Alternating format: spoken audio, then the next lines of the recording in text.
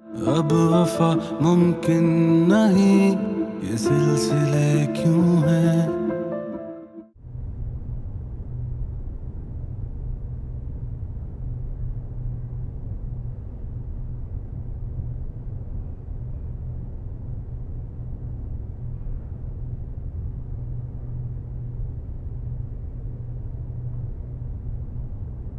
तुम्हें भी नींद नहीं आ रही? मैं सो रही थी, दरवाजा पीटने की आवाज आई तो आंख खुल गई। डर गई थी शायद। मैं भी नींद न आने का बहाना कर रहा हूँ, असल में मैं भी डर गया हूँ।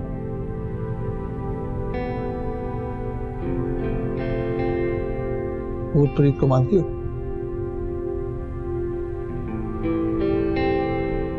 मैं भी नहीं मानता, लेकिन उन जगहों की वीरानी से डरता हूँ जहाँ मोहब्बतें दफन हो।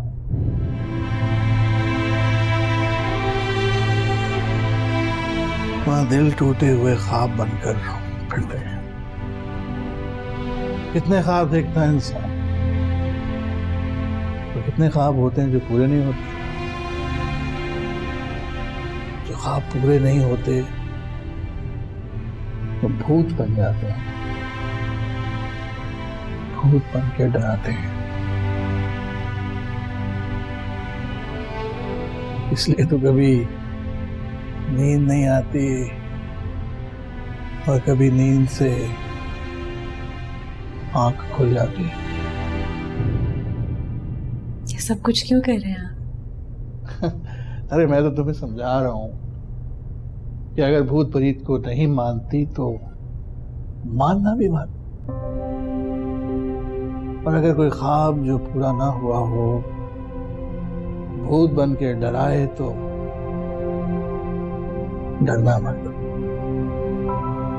इस तरह के भूत से बचने के लिए एक दूसरे भूत से मदद मांगनी पड़ती है, मतलब एक दूसरे ख्वाब से। Too simple. एक ख्वाब के टूटने से डर जाओ तो दूसरा ख्वाब देखो, पिछला भूत गायब। और अगर दूसरा ख्वाब भी टूट के भूत बन जाए तो फिर तीसरा ख्वाब देखो। मैं एक लड़की हूँ सिराजन का, मैं इतने ख्वाब नहीं देख सकती। कम से कम वो ख्वाब जो हर बार टूट के भूत बन जाए, मैं नहीं देख सकती।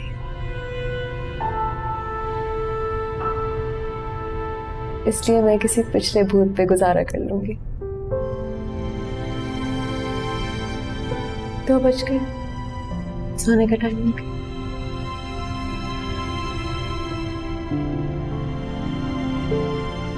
आप भी सो जाए। Good night. Good night.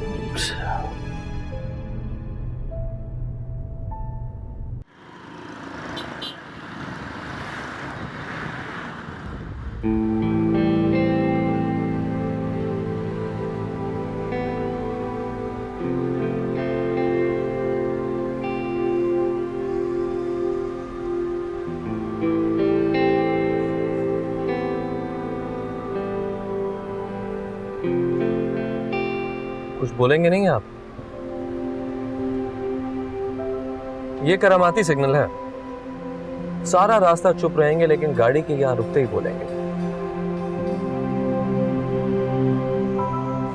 लेकिन वो तो चुप है। बोल तो रहे हैं लेकिन हमें आवाज सुनाई नहीं देती। अचानक बुरी खबर सुन के इस तरह की हालत हो जाती है। खबर बुरी तो नहीं थी। खबर आपके लिए बुरी नहीं होगी।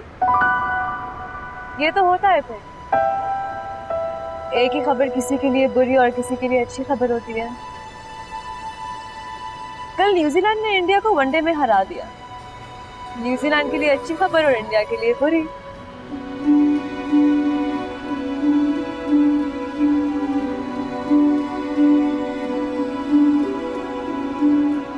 सिग्नल खुल चुका है।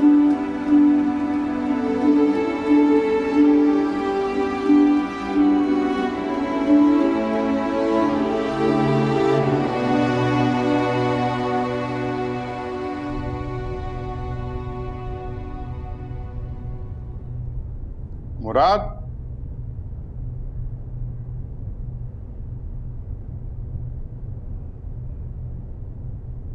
जी साहब। ड्राइवर से कहो गाड़ी लगाए और ये बैग ले जाओ। जी। और मेरी काली टाई भी निकाल लेना। हाँ, जी। मैं शाम को जल्दी आ जाऊंगा।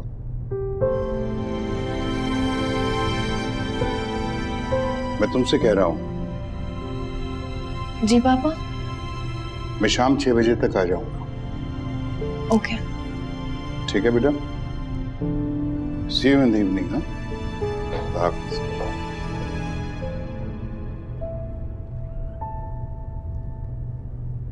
किसने आना है शाम को?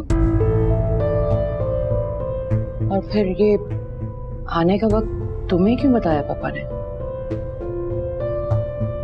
वो समझते होंगे शायद कोई आ जाएगा।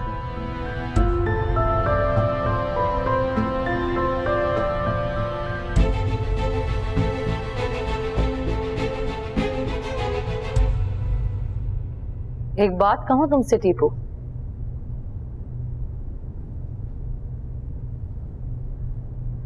तुम्हें मान गई हूं मैं। बड़े खिलाड़ी निकले हो तुम। मुझ जैसी लड़की को अपने जाल में फंसाया और कैदी बनाकर इस घर में रख लिया, जो अपनी मर्जी से जिया करती थी। आज तुम्हारी हुक्म की पाबंदी कर रही।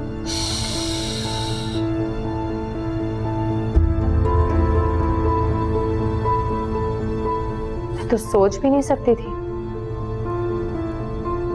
तुम्हारे अंदर इतनी हिम्मत होगी।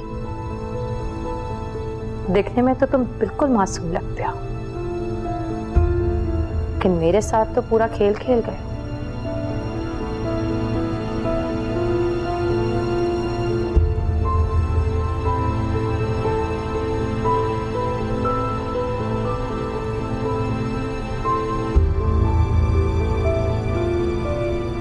किसी ने बैठकर खूब सिखाया है तुम्हें, गुड़ की सारी बातें बताई हैं तुम्हें।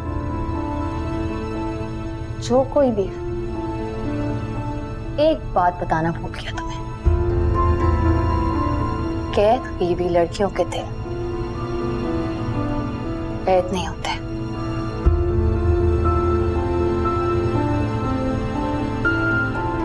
दिल परिंदों की तरह होते हैं, जो दिन अपनी मर्जी से गुजारते और रात अपनी मर्जी के ठिकानों पर रहते हैं।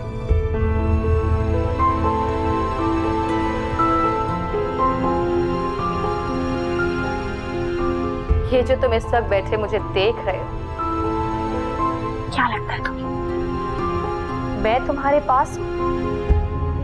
अरे नहीं, मैं तुम्हारे पास नहीं हूं। मेरा जिस्म है जो तुमने चोरी करके अपने पास रख लिया है। कभी पूछना जोया से, वो बताएगी तुम्हें। ये जो हम लड़कियां होती है ना, उनका दिल उनके जिस्म का हिस्सा नहीं होता।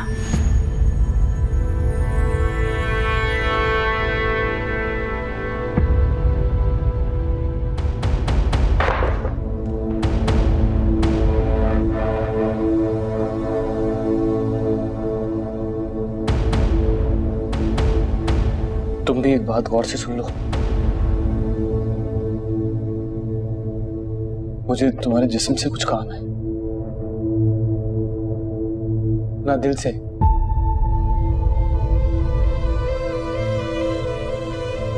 ना तो मेरे दिल में इतनी जगह है कि किसी भटके हुए जिस्म को पनाह दे सकूं।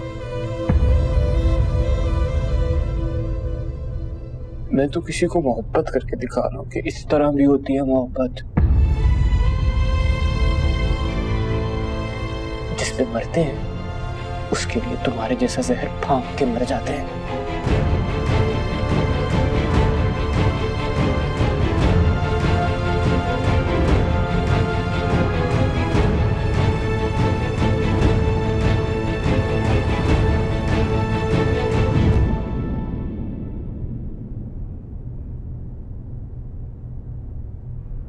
आंटी आप ये सर पे क्या हुआ तुम्हारे? ये सब तो सहना पड़ेगा। मुझ जैसे लड़के को इतनी जल्दी एक्सेप्ट कहाँ करेगी वो? अकेली आई है? हाँ, ड्राइवर आया साथ। ज्यादा चोट तो नहीं आई। अब शर्मिंदा है इस बात पर। माथे की तरफ देखती है तो शर्म से नजर झुक जाती है उसकी।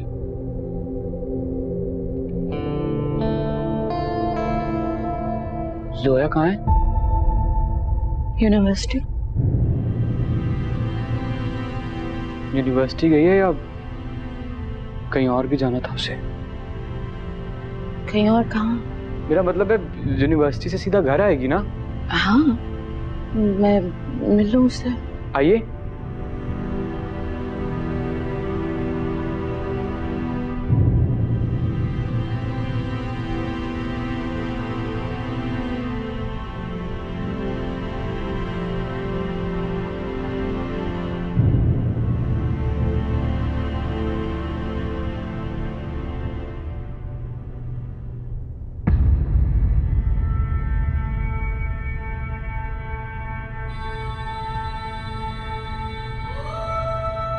माया, देखने आई किस मक्कार आदमी ने किस तरह कैद करके रखा है मुझे। क्या सलूक करता है मेरे साथ। फिर आंखों देखा हाल जाकर बताएंगी उस सोया को। बताएंगी कि जो साजिश आप लोगों ने मिलकर की थी पूरी तरह कामयाब हो गई है। माया, खबरदार जो दोबारा उस घर से कोई मुझे मिलने आया। आज मैं आप लोगों को बताती हूँ कि मैं आप लोगों के लिए मर चुकी हूँ। मेरे नाम की पातिया पड़ी है और ये सोचकर भूल जाइए मुझे कि मैं अपनी कब्र की अंधेरों में दफन हो चुकी हूँ।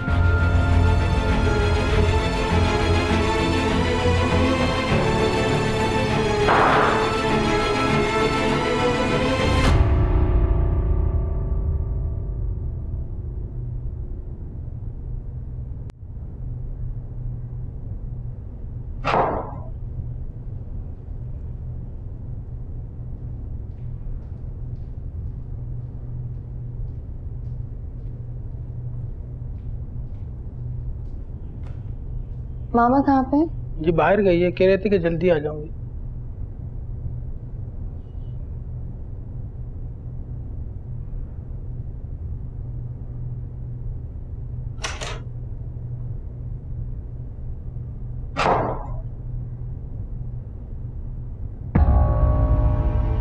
तुम अभी आई हो? जी अभी। खाना पक गया?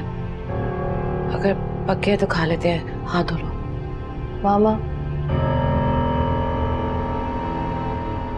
कहाँ गई थी आप? कुछ नहीं, बाहर गई थी, दिल घबरा रहा था। तो फिर घबराहट खत्म हुई आपकी?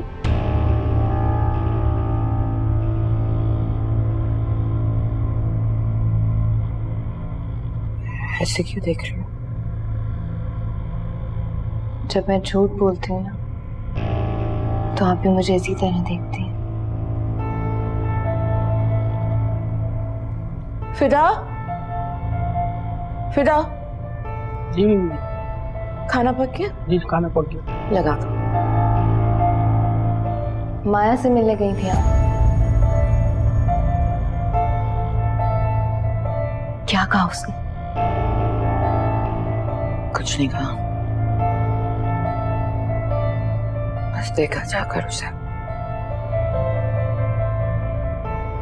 साल में देखा नहीं था ना पहले, इसलिए दुख हुआ। दुख हुआ तो आंसू निकल गए। सच कह रही है ना? तुम्हें झूठ लग रहा है? एक एक लफ्ज झूठ लग रहे हैं। टीपू था वहां पे, फोन करके पूछ लो उससे। अब पता है मुझे क्या हुआ था। झूठ एक लफ्ज हुआ तो खुदा करे मैं मर जाऊं।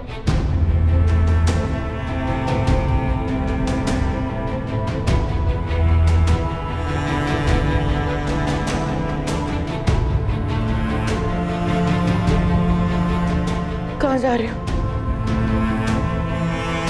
बहन से मिलने। एक जरूरी मुलाकात का वक्त हमेशा से संभाल कर रखा है मैंने। आज उसका एक एक पल उसकी हथेली पर रख कर आऊंगी। आपको मेरी कसम, आज रोकना मत मुझे।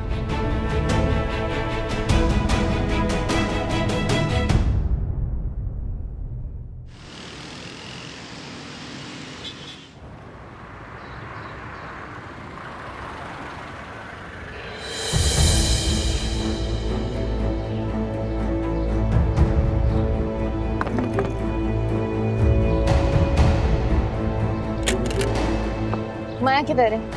ऊपर कमरे में। दरवाजा खोलो। लेकिन के बच्चे दरवाजा खोलो।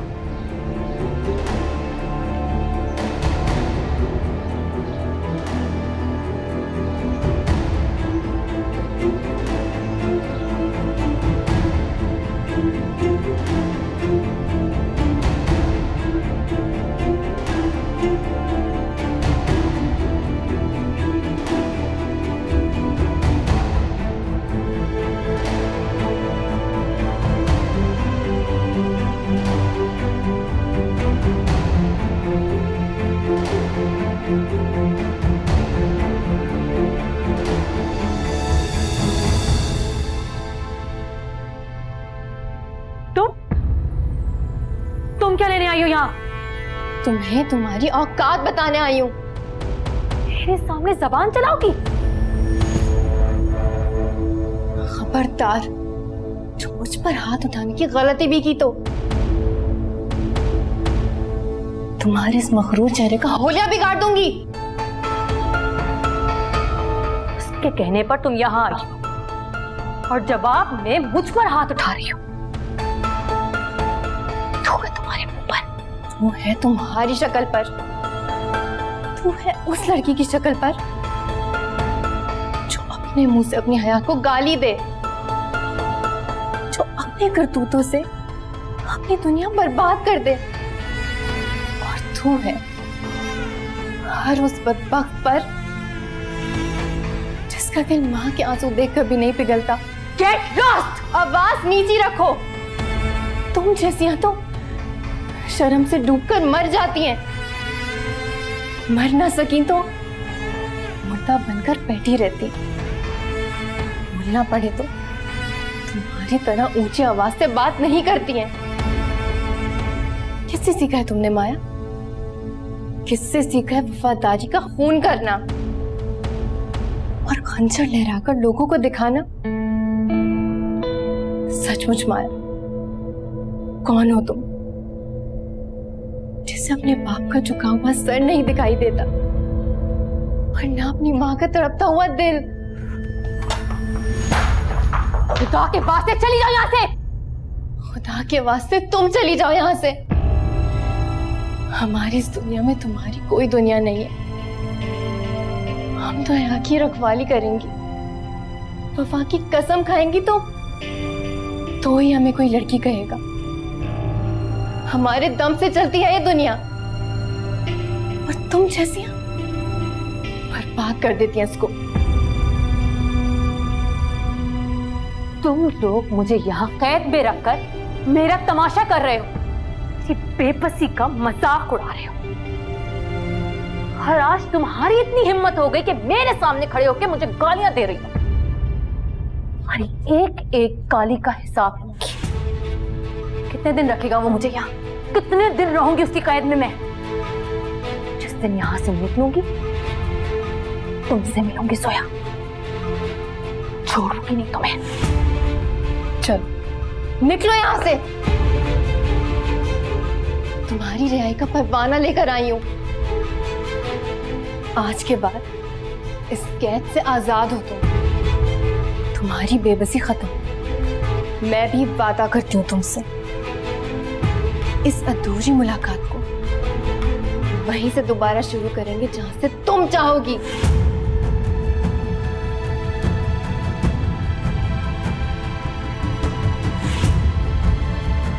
यहां से निकलते ही कोर्ट जाओ, एक नई तलाक की जुस्तजू करो। तब तक मैं उसकी मिन्नत करती हूँ कि तुम्हें भी इस कैद से रिहा कर दे। लो, आ गया वो भी, और मैं तुम्हें तुम्हारे सयाद के सामने आजाद करती हूँ। Get lost.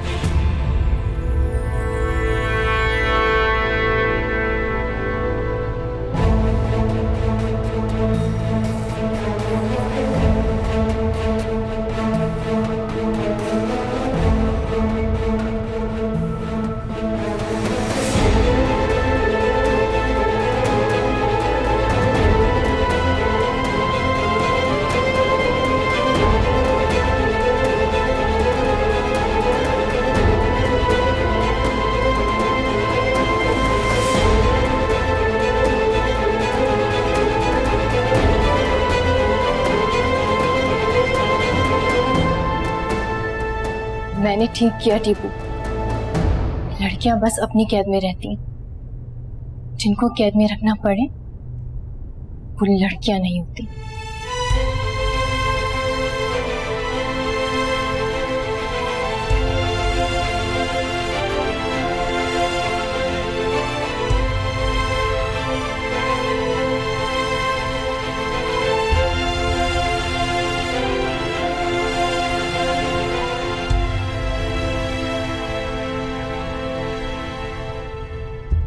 ठीक है, तुम केस फाइल कर लो, मैं लड़ूंगी तुम्हारे लिए। कम से कम टीपू के पास कोई हक नहीं है कि वो तुम्हें अपनी डोर से बांध के रखे। जानती हो इस लड़ाई में तुम्हारे सामने उसका वकील कौन होगा? मेरे पापा। कैसे लड़ सकूंगी मैं, और कैसे जीत सकोगी तुम? तुम्हारा दिल कहता है कि तुम्हारे पापा तुम्हारे खिलाफ लड़ेंगे। तो फिर तुम जानती नहीं हो, टीपू ने जो किया उनके कहने पर किया। एक एक बात उन्होंने सिखाई होगी, ना उस चूहे में इतनी हिम्मत नहीं है कि आंख उठाकर मेरी तरफ देखे भी। क्या तुम्हारी मामा साथ देंगी उनका? ये चारों एक दूसरे से मिले हुए हैं। टीपू को मोहरे की तरह इस्तेमाल किया उन्होंने। And you know, जोया के हाथों में खिलौने की तरह खेलती है मामा, और उसकी एक बात हरफे आखिर समझते हैं पापा।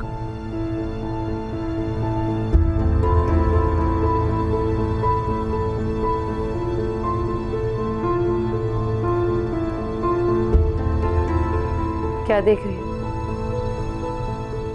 मैं ये देख रही हूँ कि किस तरह एक अकेली बेटी के खिलाफ माँ, बहन, बाप दुश्मन बन के खड़े हो गए। और मैं ये सोच रही हूँ कि माँ तो अपने पहले बच्चे को जन्म देने की तकलीफ कभी नहीं भूलती, उसके लिए तड़प तड़प जाती है। नहीं है वो मेरी माँ।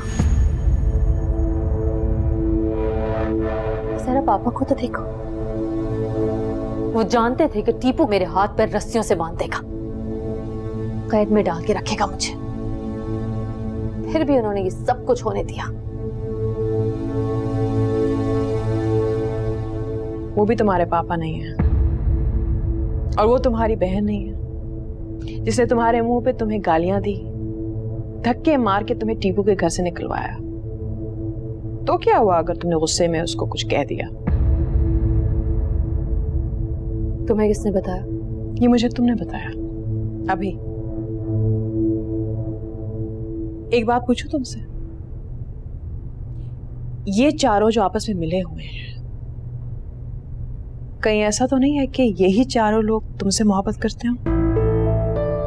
कहीं ऐसा तो नहीं है कि तुमने ये तय कर लिया है कि तुम्हारे और फारिस के बीच में जो भी आएगा तुम उससे नफरत करोगी? जरा याद करके बताना, जब फारिस को छोड़कर जा रही थी तुम, इन चारों में से किसी को तुमने ये कहा था कि मैं लौटकर वापस आऊंगी? मेरे फारिस को सिर्फ मेरे लिए संभाल के रखना।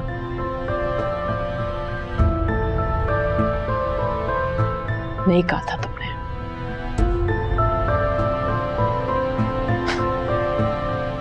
बल्कि उस वक्त तो फारिस को पैर से काटने वाले एक जूते की तरह उतार दिया था तुमने, ये कहकर कि ये जूता जिसको भी पूरा है वो पहन ले। तो अब क्या हुआ? अगर वो लुमना के पैरों में पूरा आ जाए या जोया के?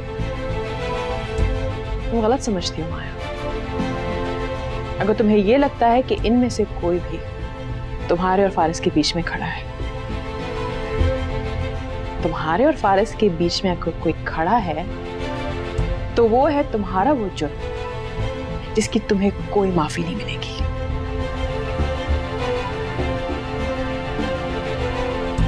तुमने जो किया है उसके लिए खुदा से माफी मांगो। मर्दों के पास खुदा जितना हौसला नहीं होता। तुम जब तक चाहो तुम यहां रह सकती हो,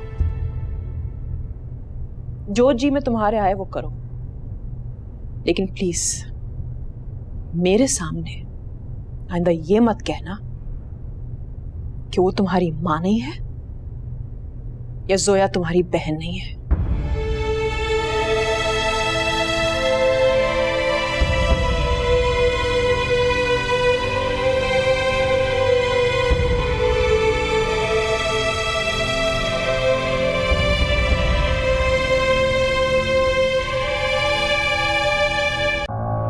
सारा कसूर इस लड़की का है। गुस्से में पागल हो गई है, सारे केक कढ़ाई पे पानी फेर दिया इसने। इसमें कसूर तुम्हारा भी है। कुछ दिनों के लिए दिल पत्थर कर लेती ना तो काम हो जाता। बात बात पर रो देती हो। तो अब क्या करेगी वो? मैं बताती हूँ। कोर्ट जाएगी, तुम्हारे खिलाफ तलाक के लिए दावा करेगी।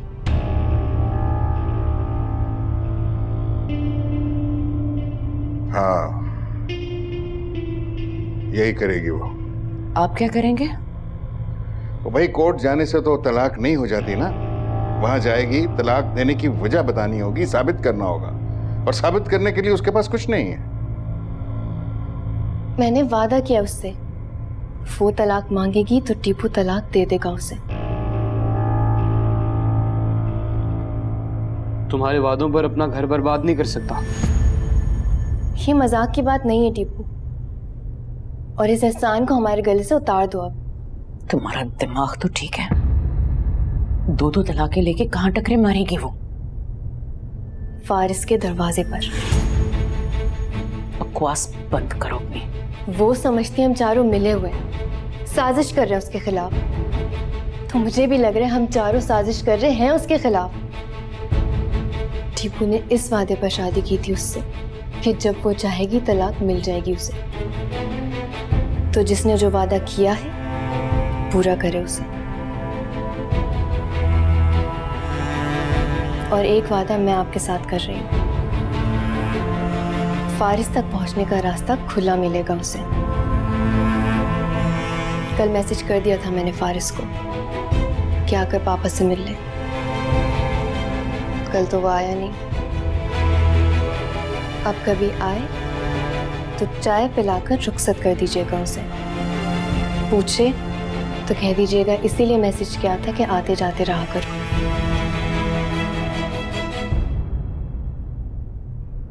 साहब जी, हाँ, वो अपने फारिस साहब आए।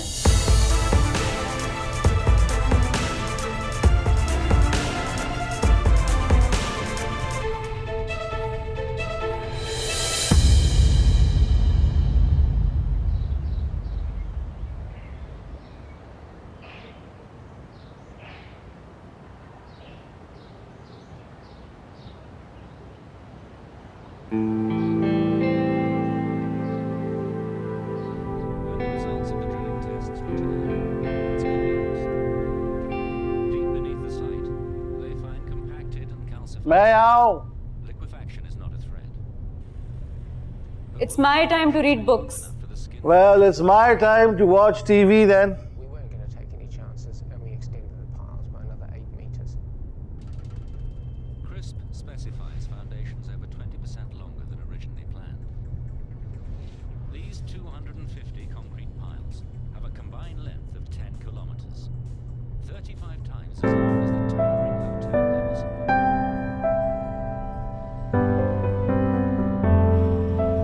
वो घर पे ना हो तो मुझे भी अक्सर ऐसा लगता है कि मुझे गुस्सा आ रहा है।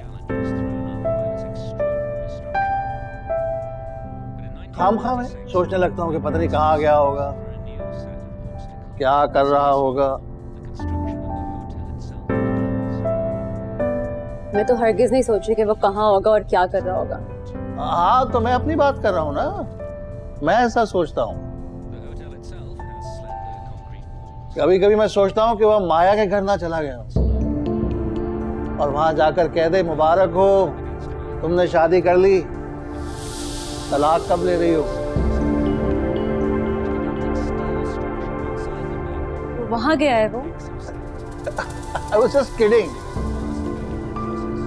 इसीलिए वो अपना फोन मुट्ठी में दबा के रखता है, वही मैसेज करती है। ऐसे मैंने देखा है, बल्कि मैंने सुना है। वो उस मालिक मकान की तरह है जो अपने अच्छे किराएदार को हमेशा याद रखती है, और वो बेचारा हमारी तरह का पुरानी चीजों से मोहब्बत करने वाला।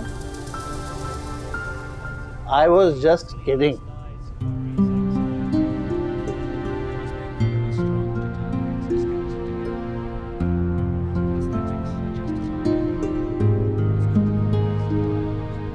ये टीपो वही है ना जो जोया पे जान छिड़कता था?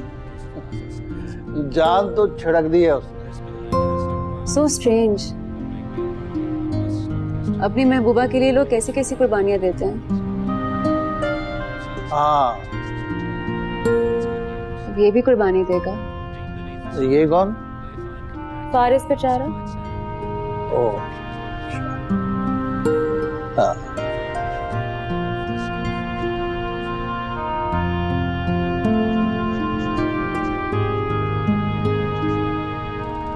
चले कोई अपनी बात करते हैं।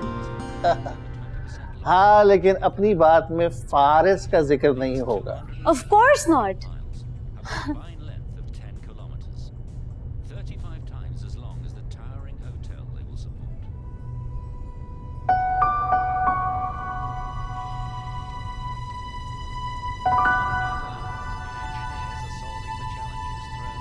मैं तो सोचने काम जाती हूँ कि उसकी अभी तक मुलाकात होती है माया से। ऊपर से की मोहब्बत, it feels so ugly. Actually, sometimes our feelings are ugly. तो चले ना कोई नई बात करते हैं।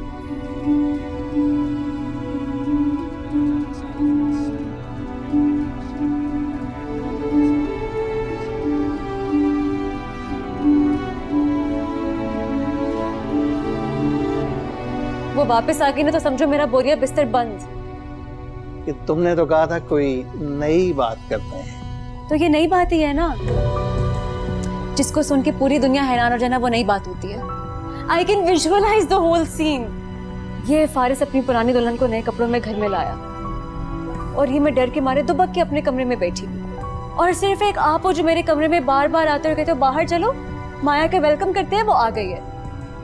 अब आपका कहना तो मैं नहीं टाल सकती, तो मैं डरी सहमी हुई बद जायका सी मुस्कुराहट लेके बाहर चली जाती हूँ।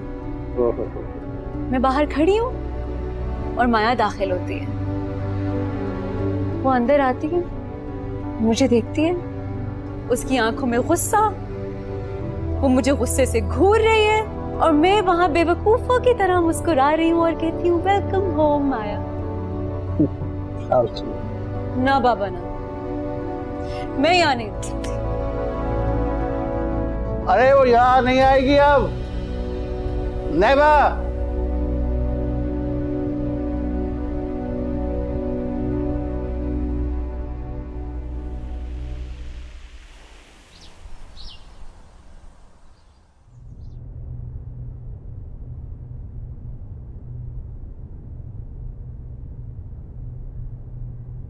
वो शायद देर से उठेगी, रात काफी देर तक सोई नहीं।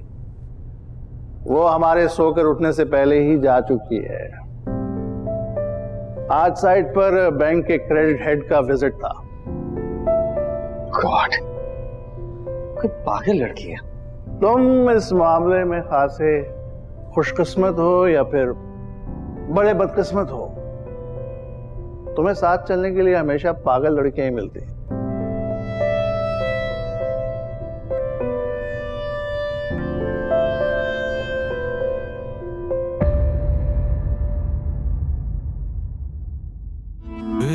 वजह अब तुमसे हम मिल रहे क्यों